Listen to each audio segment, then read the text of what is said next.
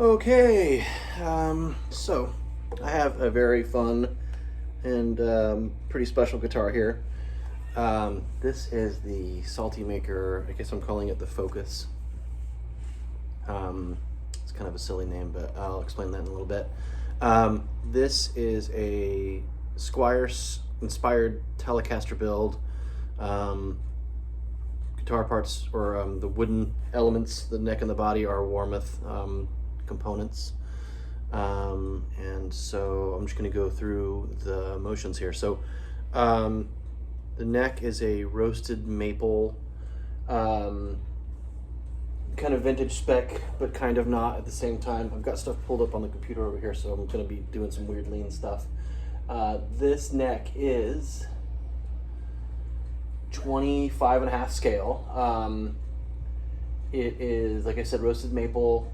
Nut width at the nut, obviously at the nut, is 1 11/16, so it's a little bit wider there, as opposed to the kind of a little bit smaller.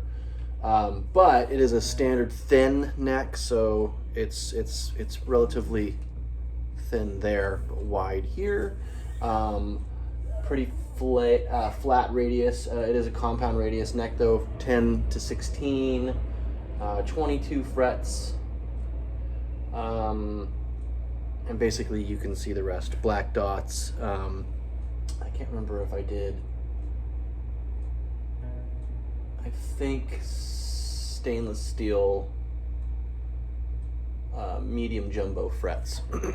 So there's that. Also a maple body, only routed for the one pickup. Obviously there is a top route on here, just to stick with some vintage specs. I did not route for a second pickup. That obviously is a possibility in the future. Yeah, it's heavy. It's like 9.3 pounds, so it's like a little over a pound more than what your average electric guitar weighs. So that could be a little bit of a concern, but I think that this is mostly going to be played sat down. This is a beginner guitar for a good friend of mine, David Mouton, and his daughter, Lucy. They're basically gonna, this is her guitar, but I built it for both of them to share and learn together. Thus some of the decisions I made. So we already talked about the neck. Tuners are hip shots, which I am like, I think forever changed ever since my first set of these. I think I'm like a total fanboy of hip shots. They do a great job. These are lockers, and they are staggered tuners, so no requirement for a string tree. And it keeps that headstock looking pretty sharp without a string tree on it, I gotta be honest with you. Metallic headstock decal. A good friend of mine, Eric Surface, his daughter M has this machine that she can cut out these cool little decals and stuff, so I had her make that for me. I owe her some burgers for that still. One of my favorite things about this roasted maple neck is the smell of it. It smells like campfire, like all the time. So if you've been playing with it for a little while, you just like have the smell of roasted maple on your hands. It's pretty cool. On the body, I just did a dark gray stain. This is also vintage spec'd out, so little things, really fun little details. There's a little bump right here that Warmoth has decided to keep in the style that was like before routing technology could really keep things nice and smooth. So during the time of those Esquires, that was a common sort of defect that they kept in the system there. Pretty cool. Also, it's a little bit more square around the edges. It's not as rounded. There's a couple more things that I can't really recall. But anyway, anodized aluminum pickguard, a Goto 3-saddle brass saddle bridge, leather switch plate. I've got really nice CTS 250K pots. I did a 3-way switch on it, so we've got a switched all the way down to what the bridge setting would be it just bypasses the tone, so it gets that really nice bright Telecaster bridge tone. And then in the second selector, I have the tone knob actually activated, so it's got a nice little taper to it.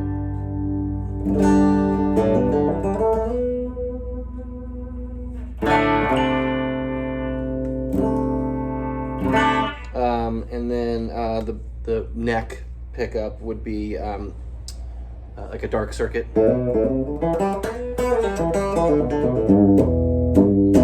And that is no tone control as well. So the bridge, I have a capacitor there. That's a 0.022 microfarad, and it's one of the kind of little small ceramics. And then the middle is sort of I think it's a paper and oil. I'm not sure if they can qualify it exactly like that, but it's a Mojo Tone Dijon, and that's also a 0.22 microfarad. But that goes straight to the tone pot, so there's some differences there. I mean, if I've got the tone rolled all the way to 11, it's pretty close to the bridge setting.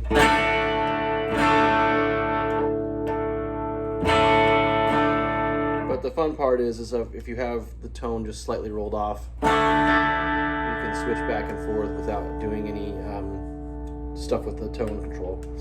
And then the neck is a 0.047 microfarad, and actually I did a couple tests. I put a few different capacitors through, and this one was the one that I think did the best job of getting that dark circuit, that little like kind of thicker sound to it, but without it losing a lot of volume. I mean, it does lose volume, obviously, but not as much as some of the other test capacitors that I did. The concept on the aesthetics of this guitar are my friend David is an avid analog photographer, and he's got a lot of really beautiful, some vintage, some new, but all analog film cameras. And so in looking at the aesthetics of those Leicas and Pentax and old Canons and stuff like that, they all are black aluminum bodied. Sometimes like some of the Pentax, most cameras you can always buy like a secondary like grip, wooden grip handle that you could add to. So that was sort of the choice in the maple or in the roasted, just from the aesthetic point. There's other reasons for that too.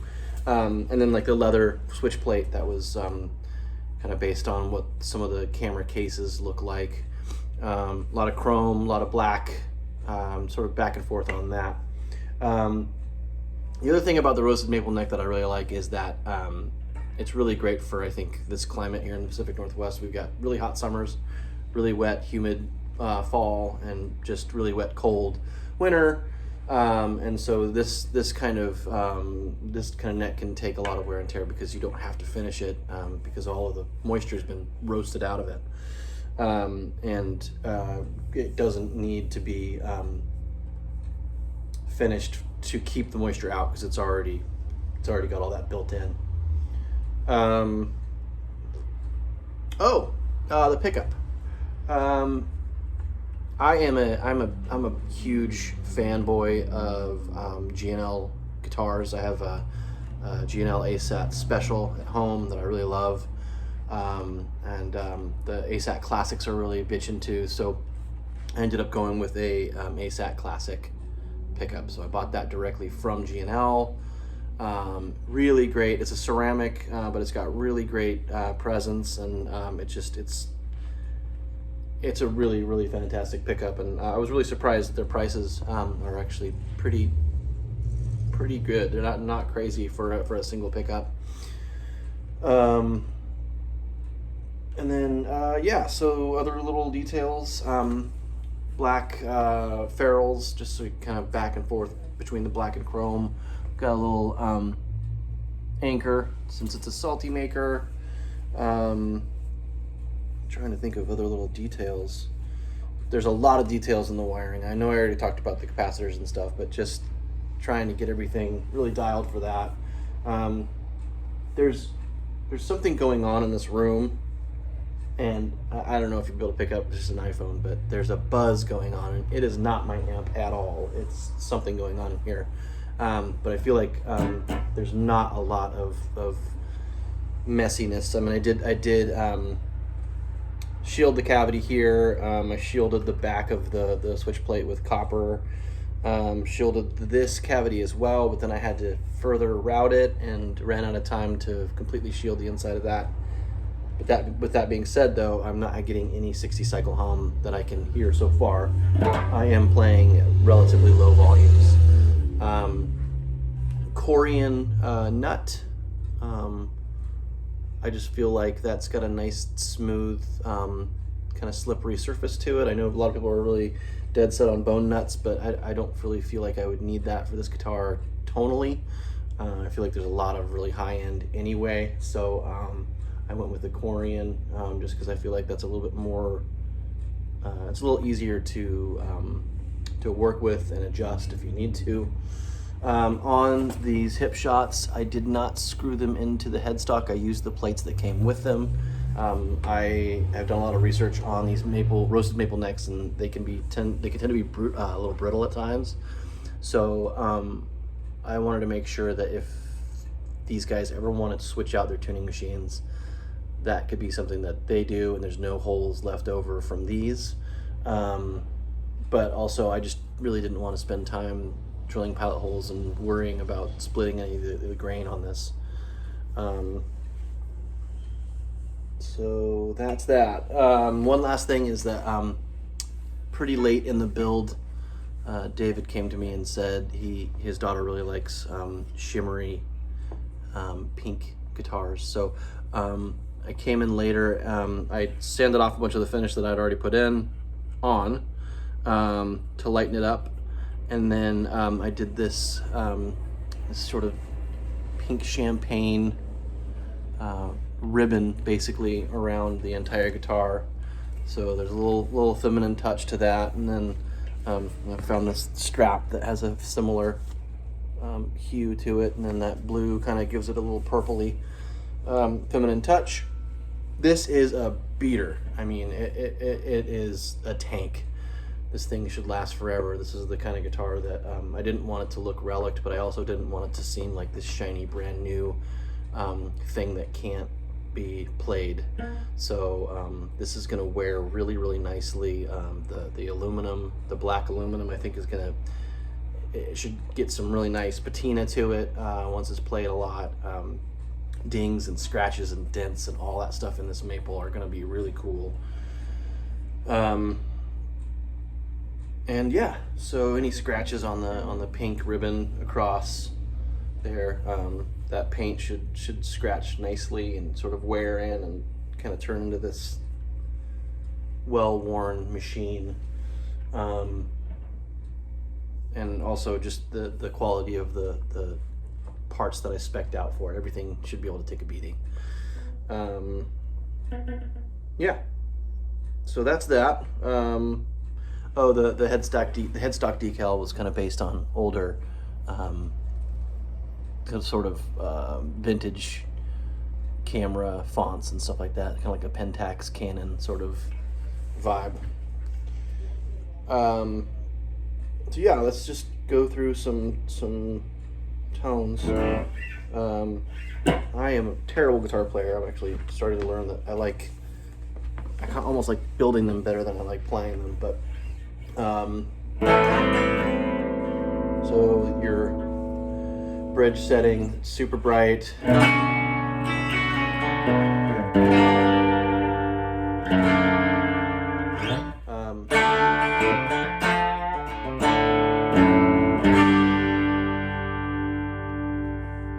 That's pretty twangy. Playing through a Fender the Twin. Like an 80s model, 100 watt. I've barely got this thing even close to 1 on the setting, and it's still pretty loud. So there's that. I've got the action set really low on this, just so the beginners can really get their feel for how to play and all that. Again, the wider nuts are going to be a little bit difficult for her. She's a younger gal, but the narrow, the thin neck should be helpful in that. You learning to get her stretch and all that. But yeah, so.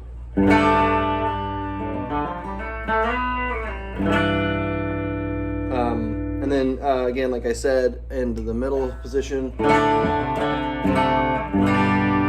think it's a little tiny bit quieter, but really where it sings is with that tone control, being able to make some changes in that.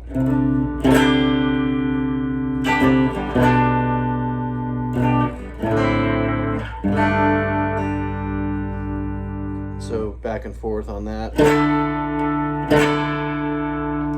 That's with the tone just barely rolled off. You can hear a difference for sure.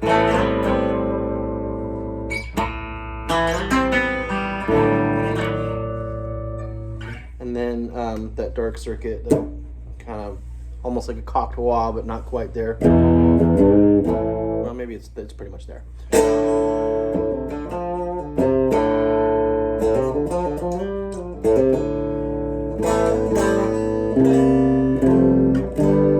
I don't know what I'm doing.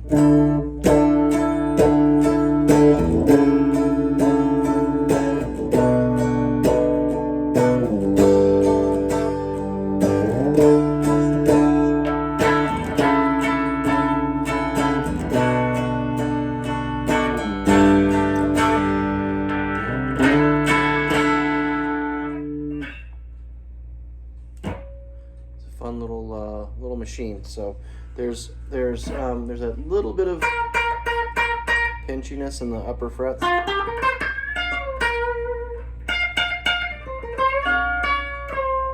but it's not losing any sustain that I can hear.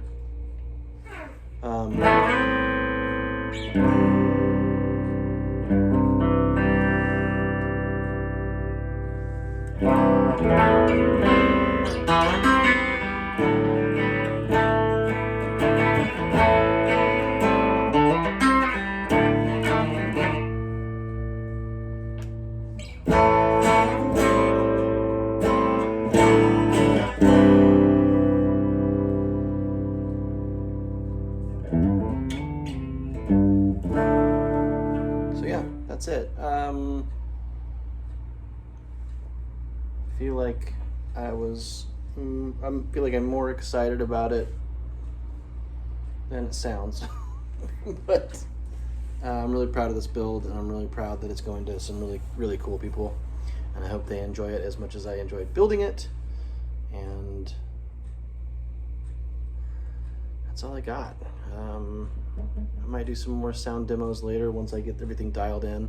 I don't really spend much time with my amp, and yeah, so that's that. Thanks for listening.